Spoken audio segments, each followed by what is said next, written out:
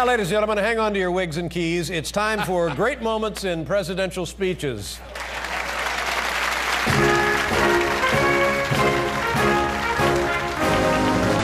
Mr. Gorbachev, tear down this wall.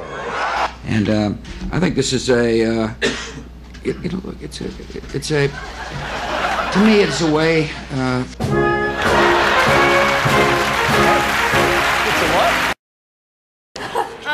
It is a belief in Judaism that things are for shares, meant to be.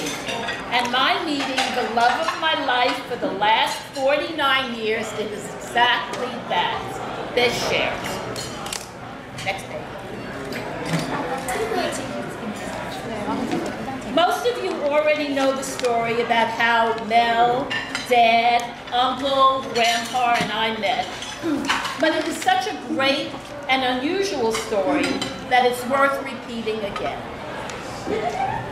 It was the summer of 1964, August.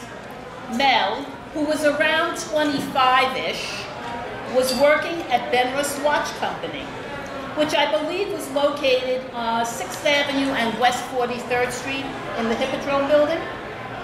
Not the Hippodrome. Yes. And he was commuting to work from Franklin Square, Long Island. I, who was around 18-ish, was going to school at FIT, Fashion Institute of Technology, and had a summer job in the office at Taffanetti's restaurant on the corner of 43rd Street and Broadway. I was commuting from Brooklyn, New York. Mel had just gotten off his train at 42nd Street. I had just gotten off a different train at 42nd Street. Mel was talking to the sister of a fraternity brother, Gil Seidner's sister, Evelyn. He was telling her that he had just come back from a trip to Florida and how different it is meeting a girl in Florida. What are you laughing? Daddy's trying to highlight it. You're not reading the card. No, because I know this so well. I love this story. Somebody just got a sports center. Next game. Oh, yeah. So how different it was meeting a girl in Florida. You could just walk up to her and say hello, and she would respond and be receptive.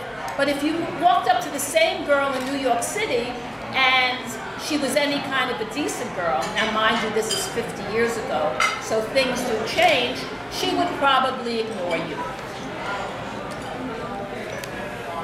Or marry you. Well, okay. At that very moment, I came walking by, and Mel said, now you see, there's a girl I'd like to meet, but I can't just walk up to her. So Evelyn said to him, you want to meet her? She did not say, you want to meet her? So anyway, Evelyn said, do you want to meet her? And Mel says, yeah, I'd like to meet her. And she says, well, I know her. So we were in band together. She played the French horn, I played the flute piccolo. So anyway, the introduction was made. The rest is a long, very long and involved story, which I will hit upon at another time. But if I had not been on that 42nd Street station at that very moment, I would have never met Mel. Oh, you just stole her thunder. Debbie, Diane would not have been. And neither would have Ethan, Brian, Amanda, Elliot, Sophie, and Brooke. So thank the Lord for making us the shares. Happy 75th birthday, Fishy. And may we both be beshared to celebrate many more wonderful, happy occasions with our family.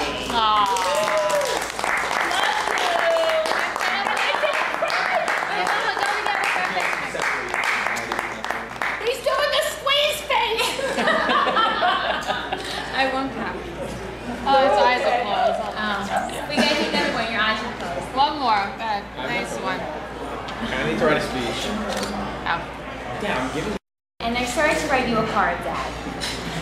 Listening? I feel tears coming. No. And I decided what I was writing in my card was actually worth saying so everyone could hear.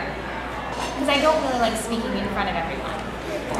So, dear Dad, so as I always do in my birthday cards to you, I wish you a very happy and healthy birthday, and many, many more. This birthday is special. Actually, they're all special. But this one is extra special. Just like milestones when you turn 21, 40, or 50, people tend to make a bigger deal. This is your 75th birthday. Yet another milestone in your journey of life. Now at this point in your life, there is so much to look back on and see how your life has changed and how you have grown. From a cute, handsome, tough kid from Brooklyn to a hard-working, still handsome businessman to a relaxed, wise, still handsome husband, father, and grandfather. You have learned from your mistakes and from your successes. You are an amazing role model.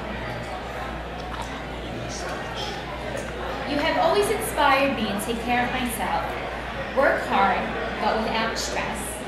With your reminding words, quote, things will always work out, and kind of hard to too. Things do always seem to work out. But that's a result of also having an amazing family by my side. There are not enough words or ways to thank you for always being there for me and always trying to make my life easier and better. From my major milestones in my life to some unfortunate situations, you are always there for me. My kids have grown and adjusted through everything, and I have now met the most amazing man who at times reminds me of you. I will always appreciate the advice you give me, and I do listen. A little voice seems to pop up at times reminding me to slow down, be careful, drive carefully, pay attention, etc., etc.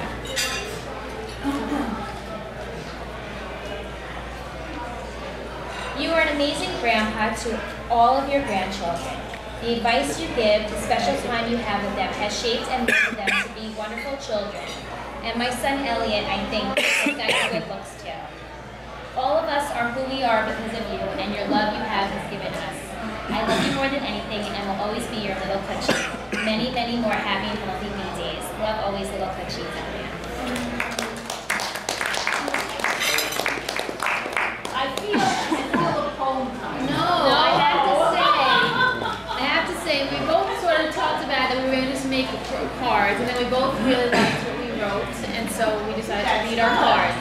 So, although I am the dedicated poet of the Fishman clan, some words on paper to you tonight is what I did plan.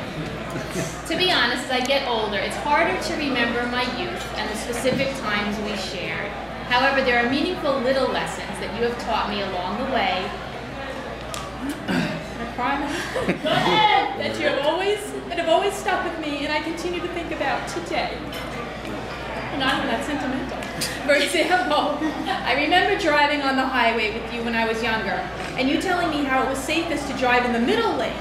I don't even think I was old enough to drive yet, but I remember you telling me how the right lane is dealing with merging traffic, the left lane has oncoming traffic from either direction, the middle lane is the safest.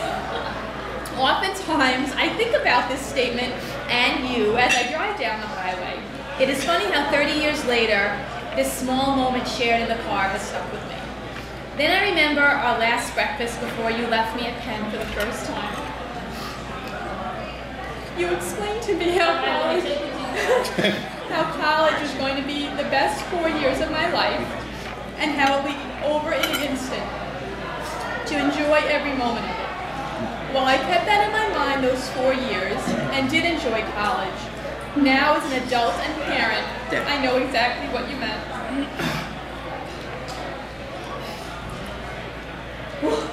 You have always told me not to sweat the small stuff, and to do the right thing. I think you and I are very similar in that way, not holding grudges and being inclusive of others. Family has always been very important to you, and you are very sentimental about things. I like to think I share those same qualities. These are all just some of the small moments that I can recall from my youth. Sharing your life lessons with me throughout the years is something that I have continued to do with my own children. Sometimes they are the exact lessons you taught me, or sometimes they are my own new ones. But But my children know that when I say, I just need to say this out loud to you, that it will be a life lesson that I'm about to impart on them. And the act of doing that is something I learned from you. When I think about the impact you have had on my life thus far, I think mainly about present day. How generous you have been to me, Judd, and to our children, wanting to give us all the goodness that life has to offer. Being able to share experiences together, making memories for us and the children that we will hold on to forever. How you try to make life easier for me, whether it be financially, emotionally, or even physically. You are always doing everything you can to make the path smoother, straighter, and toward greener pastures.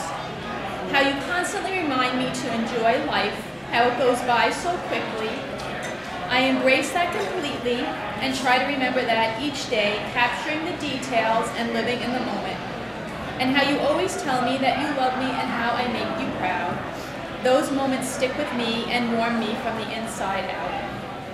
Thank you, Dad, for being my rock, my safety net, my cheerleader, and most importantly, my dad. May you have many years of good health to continue to be all those things for me and more. Love, your Deborah Bushell. Small type. It's so funny. Brian wants to talk. Okay. I did. Just now. No, it was not just now. I promise. Actually, it was just now. Okay, this is my speech. So loud and soft. So don't worry, I won't be crying in my speech. So that's first. Where do I begin? You're such a good role model, and I love being with you all the time. Creative improv. Oh, I wasn't supposed to say that. I was supposed to do that. Okay. Who is he? I don't know. Where did you come from? Wait for laughs when I read what it says and not do it. Okay. I'm so funny. What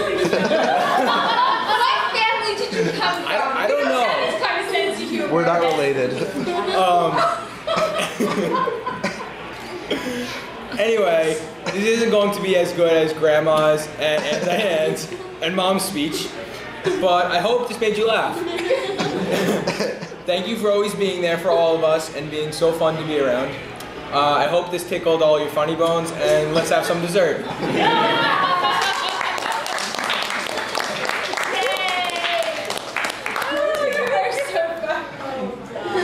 And Dad here, these are all the Thank you, Director. yeah, all the grandkids. I just hit okay, I just hit something extra. Try to talk. I am very touched, and I really appreciate everyone coming from various places. Which has to go to the bathroom? Louder. Louder? Your sister wants to hear. I'm sorry. Can you hear me? Yeah. My brother driving in with his son, David. Richard coming up from Westchester, knowing that he's not feeling well. Jennifer coming from Manhattan. And everybody here. Bradley coming from California. It's Joshua from Cornell. It's really Matt from very around the touching. corner.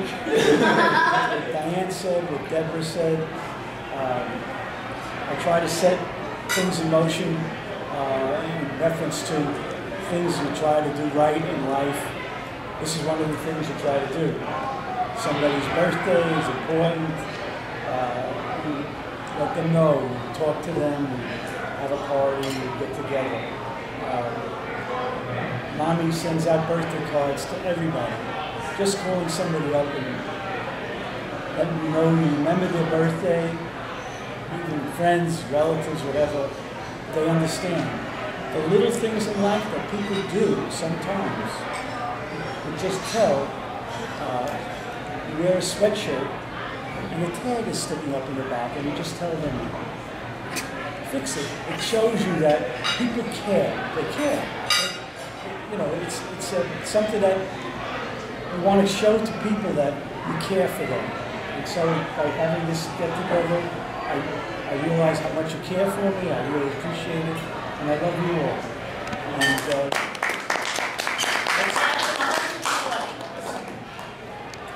You are funny, Brian.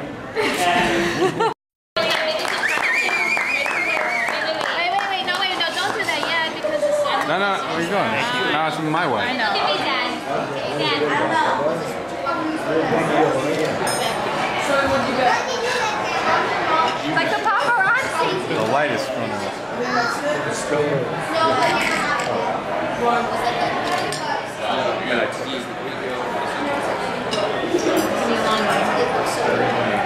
Oh, let the poor man blow out scandal.